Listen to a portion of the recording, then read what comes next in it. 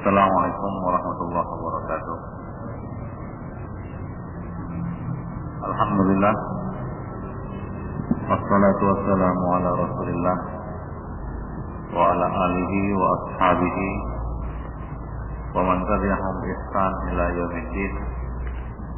Amma ba'du, fa inna ahsanal kalami kalamullah wa khairal hadi hadi Muhammadin sallallahu alaihi wasallam wa syarrul umur muhdatsatuha wa kullu muhdatsatin bid'ah wa kullu bid'atin dhalalah wa kullu dhalalatin finnar.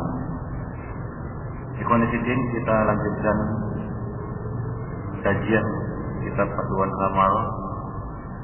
Pembahasan terakhir masih berkaitan dengan amal pagi hari,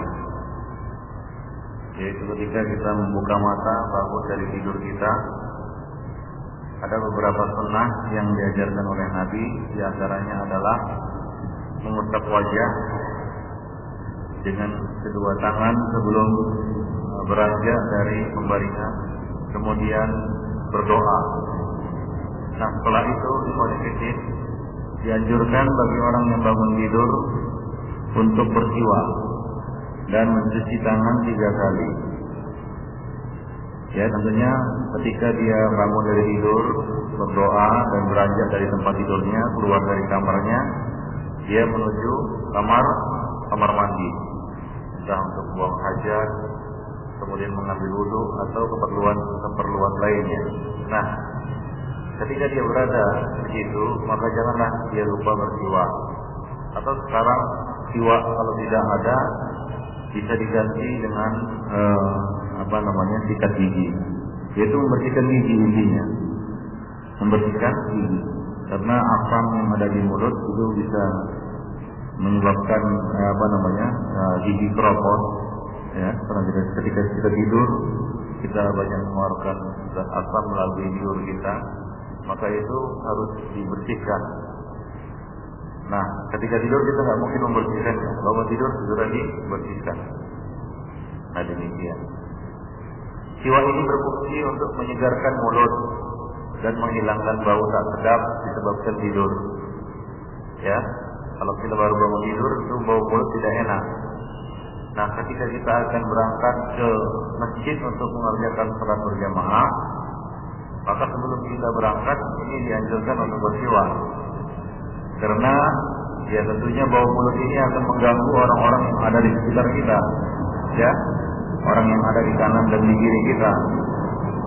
Dan Rasulullah mengatakan bahwa para malaikat itu juga terganggu ya dengan bau mulut kita, sebagaimana halnya terganggunya Bani Adam. Jadi perkara-perkara yang dapat mengganggu Bani Adam itu juga dapat mengganggu malaikat. Nah, kalau malaikat merasa terganggu, dia akan menjauh. Sama seperti Bani Adam, kalau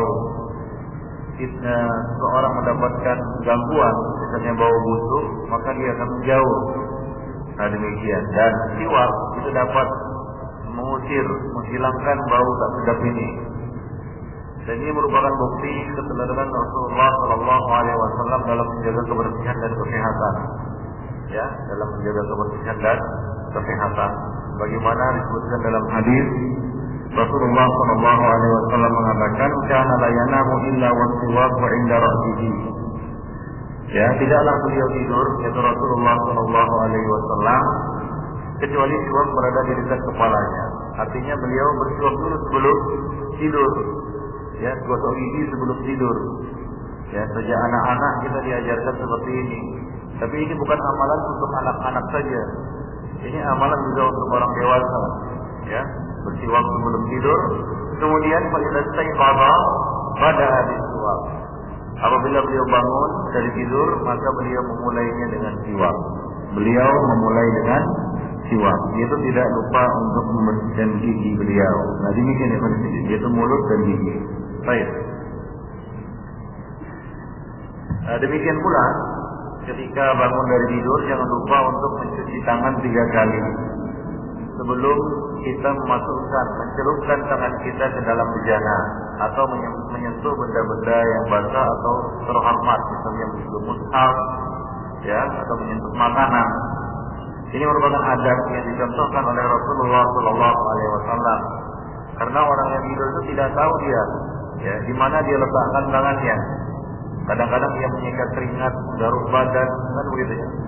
Dan anggota badan mana yang digaruknya dia juga tak tahu ketika dia tidur. Nah demikian Iman Fiddin. Ya, jadi dia mungkin meraih benda-benda yang najis waktu dia tidur, ya, terkena tai cicak atau tai binatang dan lain sebagainya. Maka ya, ketika dia bangun dari tidur, sebelum dia mencelupkan tangannya ke bejana adalah dia cuci di luar bejana. Artinya dia tuangkan air ke atas tangannya, lalu dia cuci sebanyak 3 kali. Nah ini adalah sunnah. Nabi Shallallahu Alaihi Wasallam mengatakan, "Jika sayqadha ahadukum min naumihi, fala yaghmis yadahu fil ina'i hatta yaghsilaha salatan." Jika salah seorang dari kamu bangun dari tidur, maka janganlah dia mencelupkan tangannya ke dalam bejana hingga mencucinya 3 kali. Dia cuci sebanyak 3 kali di luar bejana. Karena dia tidak tahu di manakah tangannya berada tadi malam. Ya, di mana tangannya berada tadi malam dia enggak tahu. Ya, fa innahu la yadri aina batat yaduhu. Ya, di mana tangannya tadi malam dia enggak tahu. Ada seorang yang ingin melawan sunnah Nabi ini, ya, dia berkata, aku tahu di mana tanganku aku letakkan. Ya, dia tidak ingin melaksanakan atau ingin menentang sunnah Rasulullah Shallallahu Alaihi Wasallam. Ternyata pagi harinya dia dapati tangannya sudah masuk ke dalam duburnya. Nah demikian yang dikutip, yaitu disebutkan oleh para ulama di dalam buku, ya, tentang kisah orang-orang yang menentang ta'dzibus sunnah, buku ta'dzibus sunnah. Ya, di situ disebutkan ya kisah ini, yaitu orang yang menentang sunnah Rasulullah Shallallahu Alaihi Wasallam. Nah demikian. Jadi bagi kita untuk meniru dan meneladani ya sunnah Rasulullah Shallallahu Alaihi Wasallam ini, ya cucilah tangan 3 kali. Baik. Nah kemudian setelah kita bangun dari tidur, ya kita berkumur mencuci mulut, ya dengan bersiwak, kemudian cuci tangan 3 kali. Jangan lupa untuk berwudu disertai istinsyaq dan istinsyar 3 kali. Itu masukkan air ke dalam hidung, kemudian mengeluarkannya. Ya karena disinilah dia siapan bermalam, supaya kita bersemangat untuk mengerjakan sholat dan hilang rasa kantuk kita, maka berwudulah. Karena dengan berwudu kita akan mengusir rasa malas dan rasa kantuk. Istinsyaq artinya sungguh-sungguh memasukkan air ke hidung. Ya, bersungguh-sungguh artinya kita menghirup. Kemudian istinsyar adalah mengeluarkannya kembali. Dan istinsyar tidak mungkin dilakukan tanpa istinsyaq. Ya, istinsyar tidak mungkin dilakukan tanpa istinsyaq. Fungsinya adalah untuk mengusir setan. Ya, kadang-kadang kalau kita bangun masih ada rasa malas bergerak kan gitu ya, malas berangkat ke masjid, ya, dan lain sebagainya. Nah mungkin karena masih terhuyung-huyung, ya masih masih pandangan juga masih nanar kan begitu ya, masih ada keinginan untuk tidur. Maka ini bisa dihilangkan dengan berwudu disertai dengan istinsyaq dan istinsyar. Menghilangkan kantuk dan mengusir rasa malas. Rasulullah Shallallahu Alaihi Wasallam bersabda, "Idza stayqadha wa ra'a ahadukum min manamihi, fatawadda wal yastaghfir thalathan, fa inna syaitan yabitu ala faysumihi." Jika salah seorang dari kalian bangun dari tidurnya, hendaklah ia berwudu dan beristinsyar sebanyak 3 kali. Karena sesungguhnya setan bermalam di lubang hidungnya. Setan bermalam di lubang hidung manusia. Nah ini adalah perkara ya gaib. Ya, kita tidak bisa menjelaskan kaifiatnya bagaimana setan bermalam di lubang hidung seseorang. Ya, kita tahu Nabi menjelaskan tentang setan ini dari kalangan jin. Dan jin itu diciptakan dari api. Dia bisa mengalir dalam tubuh manusia sebagaimana mengalirnya darah di dalam tubuh manusia. Jadi kaifiatnya tidak bisa dijelaskan bagaimana setan itu bermalam di sini dia, ya, di dalam lubang hidung manusia, mengalir dalam tubuh manusia seperti aliran darah. Itu kaifiatnya kita tidak tahu.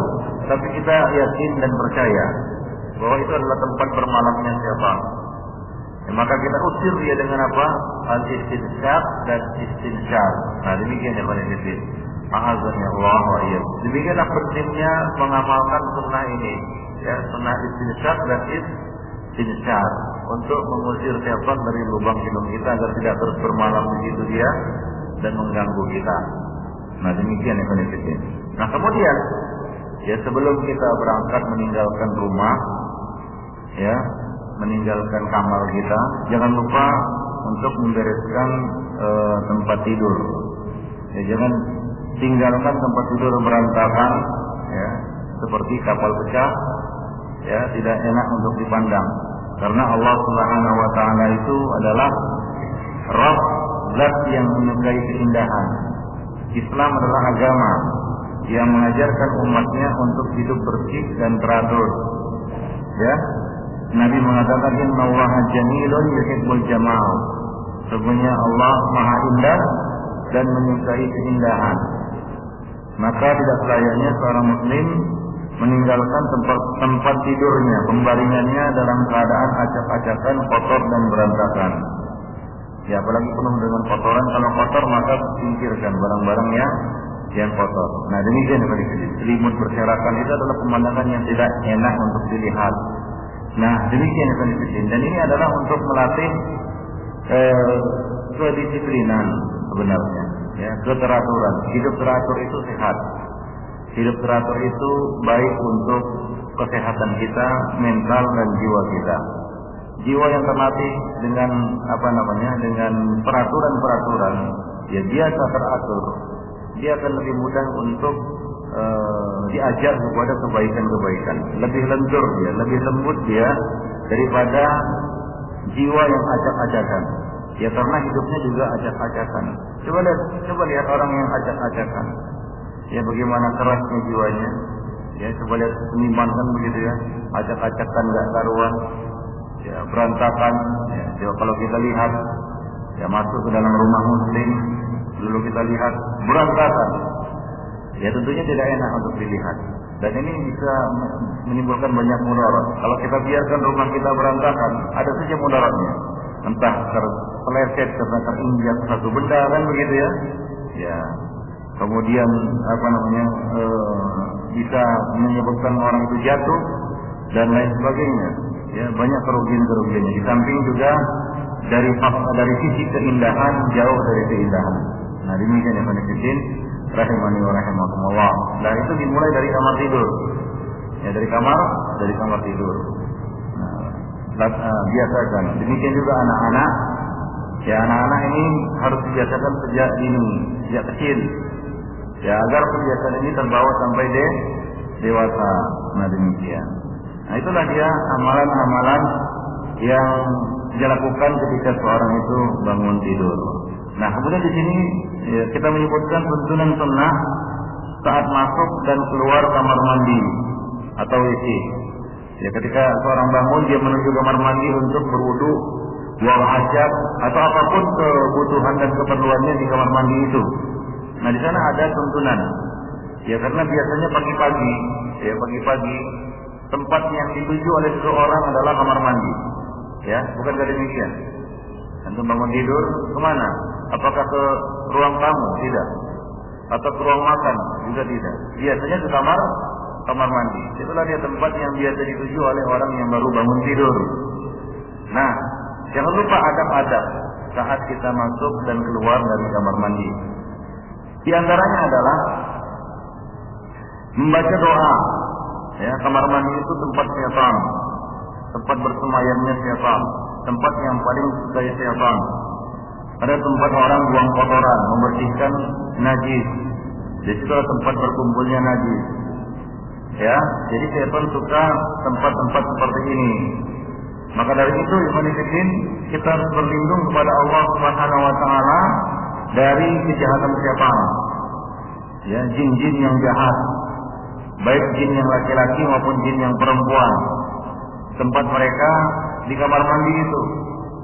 Berapa banyak kita dapati orang-orang yang kerasukan, ya, kerasukan jin, karena terlalu lama berada di dalam kamar mandi, atau suka berlama-lama di dalam kamar mandi tanpa kebutuhan.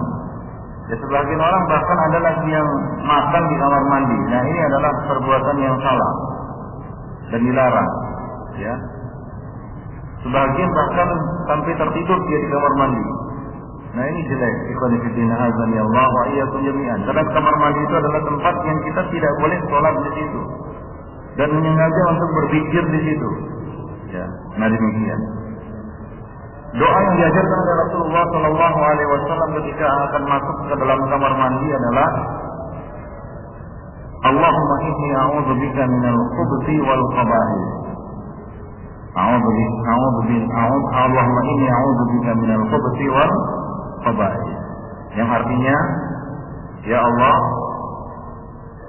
aku berlindung kepadamu dari kejahatan setan laki-laki dan setan perempuan. Ya, al-khubuthi setan laki-laki, al-khaba'ith setan perempuan. Jadi setan itu atau jin itu mempunyai jenis kelamin. Ada yang laki-laki dan ada yang perempuan. Ya, binatang, hewan punya jenis kelamin. Ada yang jantan, ada yang betina. Manusia punya jenis kelamin. Ada yang laki-laki, ada yang perempuan. Malaikat ada jenis kelaminnya. Malaikat laki-laki atau perempuan? Saya tanya dulu. Malaikat laki-laki atau perempuan? Apa? Gak ada jenis kelamin. Gak ada jenis kelamin. Dia bukan laki-laki, bukan juga perempuan. Setan apa? Malaikat tidak ada jenis kelamin. Adapun yang digambarkan oleh sebagian orang bahwasanya malaikat itu laki-laki atau malaikat itu perempuan, ini adalah gambaran yang salah.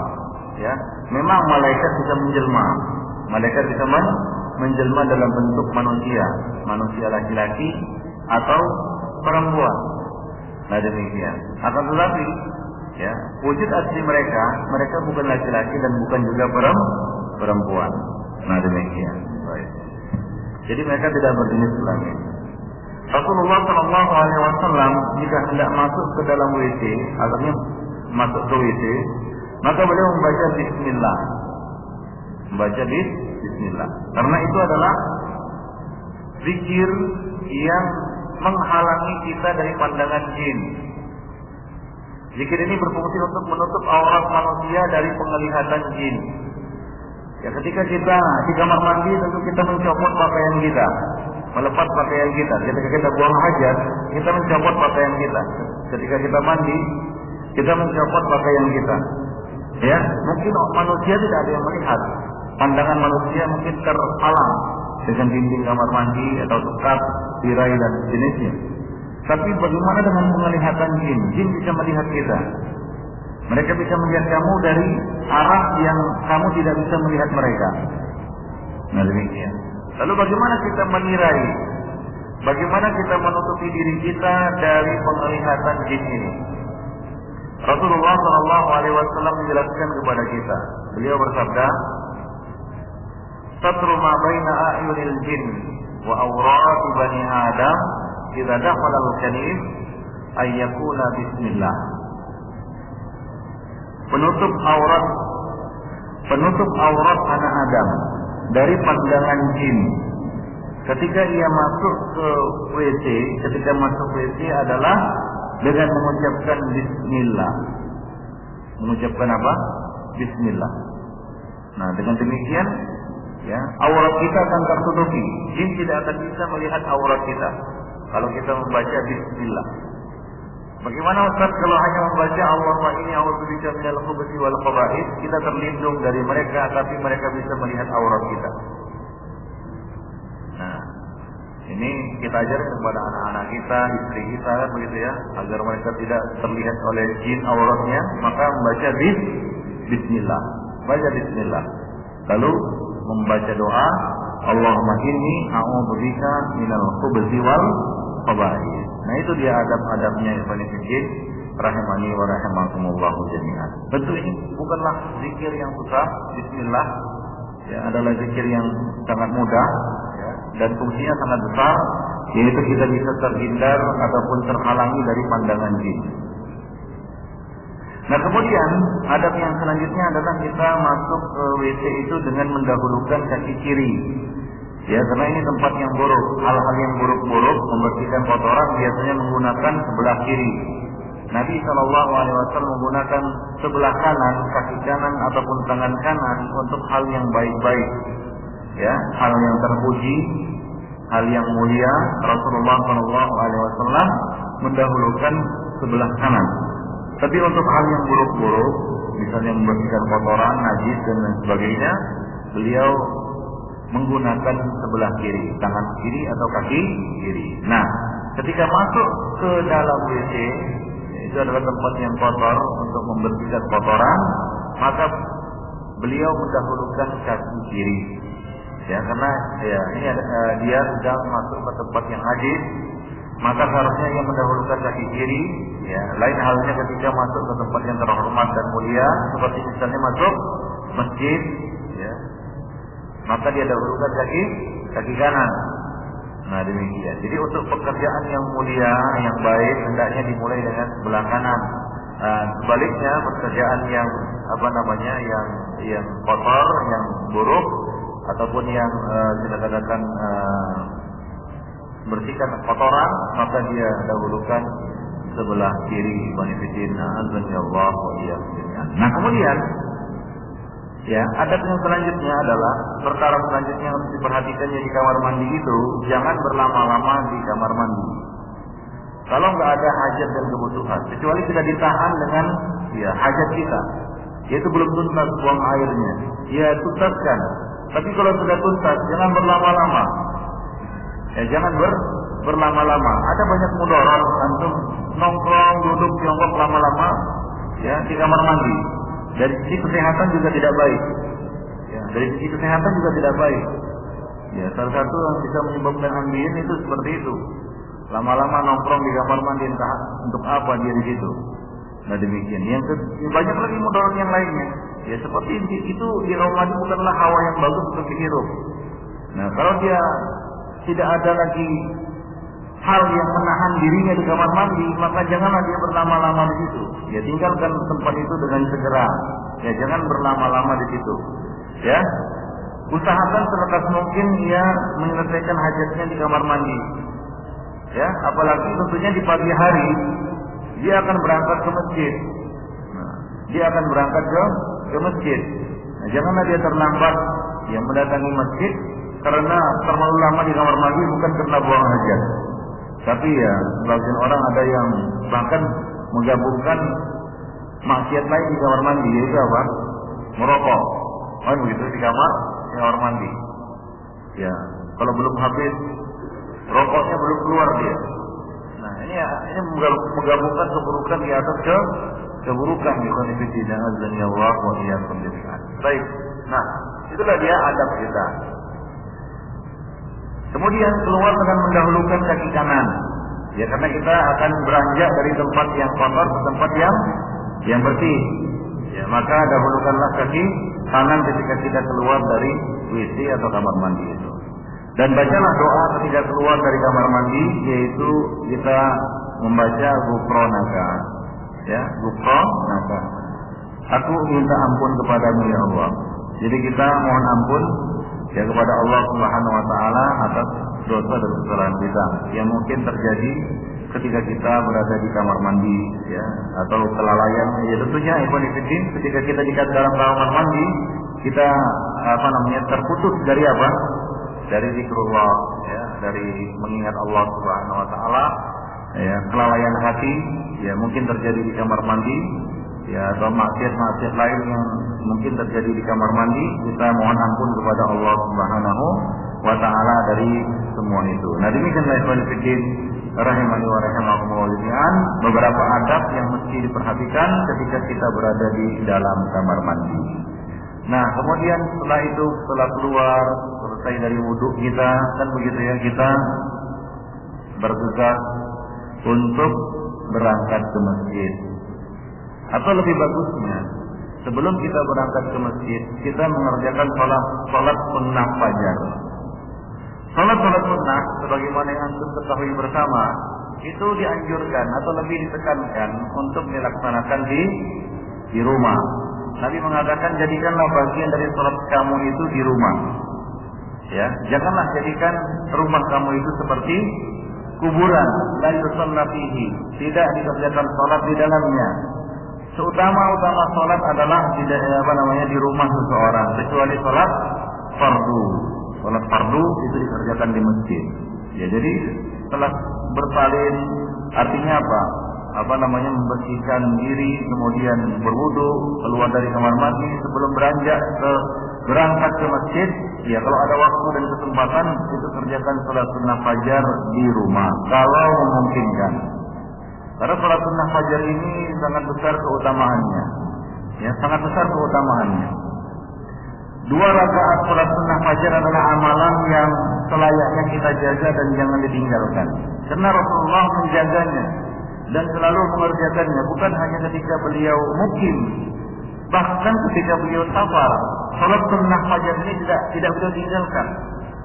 Jadi beliau membedakan dengan salat-salat sunnat rawatib lainnya, seperti salat sebelum zuhur dan sudah zuhur, kemudian salat sudah maghrib, kemudian salat sudah isya, itu beliau tinggalkan, tidak beliau kerjakan ketika beliau sedang safar.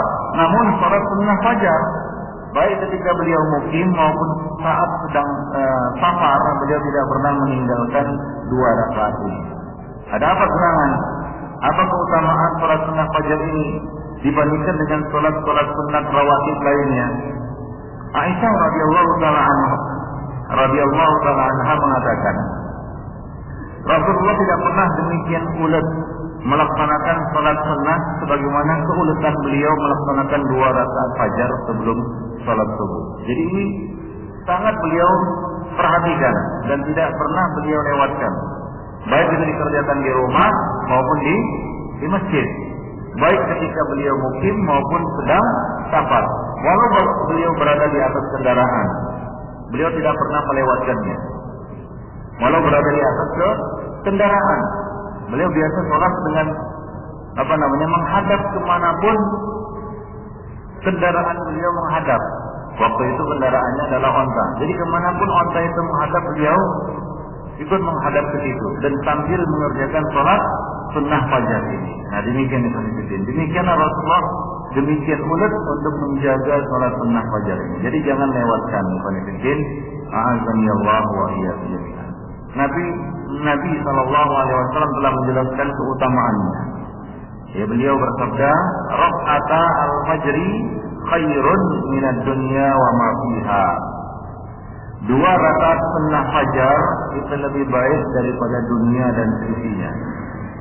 Ini amalan pembuka di pagi hari yang sangat agung. Jadi sebelum kita mengerjakan sholat lain, ya, kita buka hari kita dengan sholat sunnah fajar ini. Inilah sholat pertama yang dilakukan oleh seorang mungkin setelah dia bangun dari tidurnya. Ya, kalau dia sudah berwitir sebelum tidur misalnya, ya, bangun, ya itulah dia sholat yang pertama kali dia lakukan pada hari itu. Maka keutamaannya itu seperti dia mendapatkan dunia dan seisinya. Bahkan lebih baik lagi. Lebih baik daripada apa? Mendapatkan dunia dan seisinya. Itu 2 rakaat fajar Ibn Siddiq.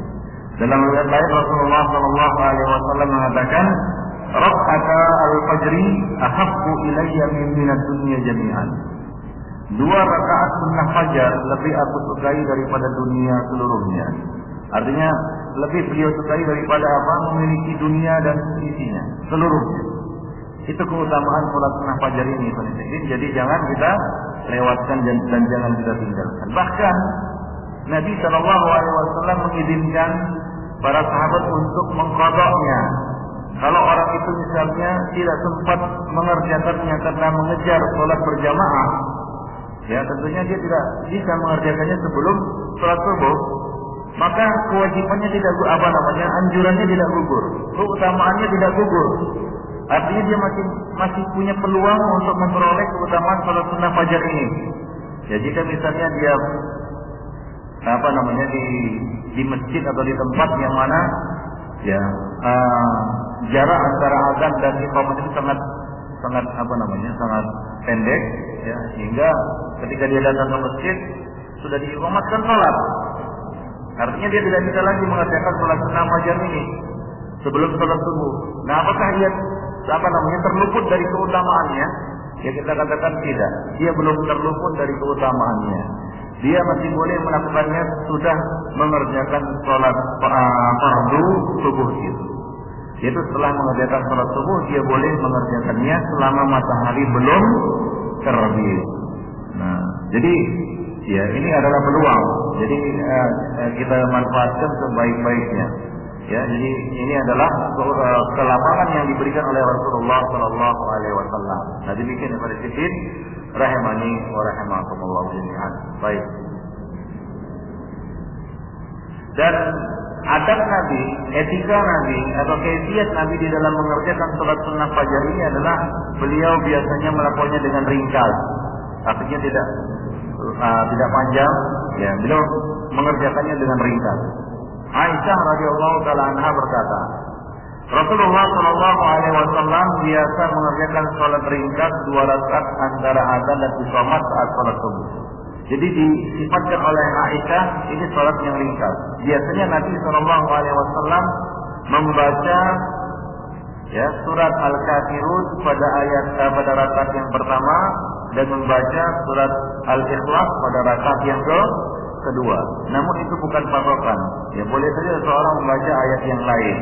Hanya saja jangan dipanjangkan. Ayat-ayat yang pendek. Ya, ayat-ayat yang pendek. Nah, demikian. Itulah dia kebiasaan Rasulullah Shallallahu Alaihi Wasallam di dalam mengerjakan salat sunnah fajar. Baik. Dan yang dimaksud dengan ringkas ini bukan dikerjakan tanpa tumanina. Ya, kerjakan dengan tumanina, tapi yang diringkas adalah bacaan suratnya. Ya, beliau memilih pada rakaat yang pertama apa? Qul ya ayyuhal kafirun, dan pada rakaat yang kedua adalah Qul huwallahu ahad. Nah, ada hikmah di sini kenapa beliau membaca 2 surat ini. Ya, pada salat-salat misalnya salat sudah tawaf di belakang makam Ibrahim, ya, pada salat-salat sunnah fajar yang beliau jarang ataupun selalu mengerjakannya, baik pada saat mukim maupun safar. Ya, karena 2 ayat ini mengingatkan kita kepada tauhid, ketiga tauhid rububiyah, uluhiyah, dan asma wa sifat. Ya, Qul ya ayyuhal kafirun yang menegaskan wala kita kepada penyembahan atau ibadah kepada Allah Subhanahu wa taala, dan barok kita dari orang-orang yang menyembah berhala, orang-orang kafir. Qul ya ayyuhal kafirun la a'budu ma ta'budun. Katakanlah wahai Muhammad, wahai orang-orang kafir, ya, la a'budu ma ta'budun. Aku tidak akan menyembah Tuhan yang kamu sembah. Ini adalah penafian, penafian. Rukun la ilaha illallah ada 2. Yang pertama adalah isbat, yang kedua nafi. Isbat artinya menegaskan kita menyembah Allah Subhanahu wa taala. Yang kedua adalah nafi, yaitu menafikan, menolak, mengingkari, menjauhi segala sembahan selain Allah Subhanahu wa taala. Dan itu rukun itu ada pada surat Qul ya ayyuhal kafirun la a'budu ma ta'budun ila akhiril ayat. Ya. Kemudian pada rakaat yang kedua, Rasulullah membaca 1 surat yang sangat agung di dalam Al-Qur'an, yang Nabi mengatakan ta'dilul sulusul Qur'an, menyamai sepertiga Al-Qur'an, yaitu Qul huwallahu ahad, yang di dalamnya berisi penjelasan tentang sifat-sifat Allah Subhanahu wa taala, tauhid asma wa sifat. Qul huwallahu ahad, katakanlah Allah yang Maha Esa. Sebab turunnya ayat ini itu ketika orang-orang musyrik bertanya kepada Rasulullah Shallallahu Alaihi Wasallam, "Sif lana rabbak." Coba sebutkan sifat Tuhanmu kepada kami. Ya, kata orang-orang musyrikin. Maka Rasulullah pun maka Allah Subhanahu wa taala menurunkan ayat ini kepada Rasulnya Muhammad Shallallahu Alaihi Wasallam sebagai jawaban atas pertanyaan orang-orang musyrik tadi. Qul huwallahu ahad, Allahus samad, lam yalid wa lam yulad wa lam yakul lahu kufuwan ahad. Di dalam ayat ini terdapat kaidah yang sangat agung, ya, di dalam bab asma wa sifat, yaitu isbatus sifat, ya, isbatus sifat lillah. Yang kedua adalah ada takyif wa tasbih li sifatil makhlukin. Isbat, menetapkan sifat, disertai apa? An-nafi, penafian adanya kesamaan, keserupaan, kesetaraan dengan apa? Dengan sifat-sifat makhluknya. Ya, seperti firman Allah, laisa kamitslihi syai'un wa huwas samiul basir. Tidak ada satupun yang semisal dengan Allah dan Dia Maha mendengar lagi Maha melihat. Jadi kita harus menetapkan sifat. Ini namanya isbat. Ya, kemudian kita menafikan penyerupaan antara sifat makhluk dengan sifat Allah Subhanahu wa taala. Walam yakul lahu kufuwan ahad. Tidak ada satupun yang setara dengan Allah Subhanahu wa taala, baik di dalam rububiyahnya, uluhiyahnya maupun nama dan sifat-sifatnya. Nah, demikian. Jadi, ya, dua surat ini sangat agung. Dan beliau Rasulullah Shallallahu Alaihi Wasallam senantiasa membaca dan menggandingkan dua surat ini di dalam banyak sholat. Yang lainnya adalah sholat witir, kan begitu ya? Sholat witir pada rakaat yang kedua dan ketiga. Sholat sudah tawaf di belakang makam Ibrahim juga dianjurkan membaca surat ini. Kemudian di dalam sholat sunat fajar juga Rasulullah Shallallahu Alaihi Wasallam secara rutin selalu membaca dua surat ini pada rakaat pertama dan kedua. Nah, demikian ikhwan fillah, azza Allah wa iyyakum. Intinya untuk menegaskan tauhid. Pagi-pagi buta kita sudah menyatakan tauhid, mengingatkan diri kita kepada tauhid. Qul ya ayyuhal kafirun, aku tidak akan menyembah Tuhan selain Allah Subhanahu wa taala. Ya. Kemudian qul huwallahu ahad. Bahwa Allah yang kita sembah ini memiliki sifat-sifat yang maha agung. Yang apabila seseorang benar-benar menghafalnya dan menghitungnya, maka dia akan masuk surga. Itu sifat-sifat Allah Subhanahu wa taala. Ya. Nabi mengatakan Allah memiliki 99 nama. Barang siapa yang menghitungnya, maka dia akan masuk surga. Ya. Barang siapa yang benar-benar mendalami, ya, sifat-sifat Allah Subhanahu wa taala, maka akan timbul, ya, rasa tunduk, tawadu, khusyuk, takut, pengharapan kepada Allah Subhanahu wa taala. Nah, ketika dia membaca dan mengetahui bahwasanya Allah Subhanahu wa taala Rabb yang dia sembah adalah Azizun Dzul-Intiqam, Maha perkasa lagi memiliki pembalasan, ya, Syadidul Iqab, ya, maka dia akan takut. Ya, dia akan takut kepada Allah Subhanahu wa taala, takut pembalasan Allah Subhanahu wa taala yang keras. Nah, ketika dia mengetahui Allah Subhanahu wa taala memiliki nama Ar-Razzaq, yang artinya apa? Ar-Razzaq, ya, Maha pemberi rezeki, maka dia tidak akan meminta rezeki kepada selain Allah Subhanahu wa taala. Dia yakin bahwa rezeki itu Allah yang bagi. Ya, Allah yang membagi-bagi rezeki kepada manusia. Nah, ketika dia membaca, ya, ataupun mengetahui sifat nama Allah Subhanahu wa taala atau nama dan sifat Allah Subhanahu wa taala, yaitu As-Sami'ul Basir, yang Maha mendengar lagi Maha melihat, yang memiliki pendengaran dan penglihatan, maka akan tumbuh rasa muraqabahnya. Kenapa? Karena dia selalu merasa diawasi. Apapun yang dikatakannya, apapun yang terucap dengan lisannya didengar oleh Allah Subhanahu wa taala. Apapun perilakunya maka akan dilihat oleh Allah Subhanahu wa taala. Apabila seorang hamba benar-benar mengamalkan konsekuensi dari nama-nama dan sifat-sifat Allah ini, maka dia akan menjadi hamba Allah yang sejati, hamba Allah yang tunduk kepada perintah-perintah Allah dan Rasul-Nya. Nah, demikian ikhwan fillah. Jadi itu, ya, kita katakan keutamaan, ya, kedua surat ini dan rahasia hikmah di balik, ya, pembacaan dua surat ini di dalam sunnah dua rakaat sunnah fajar ini. Demikian ikhwan fillah, rahimani wa rahimakumullah. Dan di antara sunnah Rasulullah adalah melakukan istijab, yaitu berbaring ke sebelah kanan seusai mengerjakan salat sunnah fajar. Namun ini dikerjakan di rumah, ya. Bagi yang mengerjakan salat sunnah ini di rumah dan berkesempatan untuk melaksanakannya meski hanya beberapa menit, maka hendaklah ia melakukannya, bukan di masjid, ya, tapi di rumah. Nabi mengerjakannya di rumah. Nah, begitu iqamat berkumandang atau waktu untuk iqamah sudah datang, maka beliau bergegas beranjak. Ya, nah demikian. Ya, karena jarak antara azan, ya, usai azan, selesai azan sampai iqamah itu kira-kira 4 sampai 5 menit. Anggaplah kita mengerjakan sholat sunnah itu 4 menit atau 3 menit, 2 rakaat, ringkas tadi ya. Nah, ketika waktu 2-3 menit, yaitulah untuk istijah. Nah, itu bagi yang di rumah. Ya, misalnya rumahnya dekat masjid kan begitu, iqamah bisa terdengar.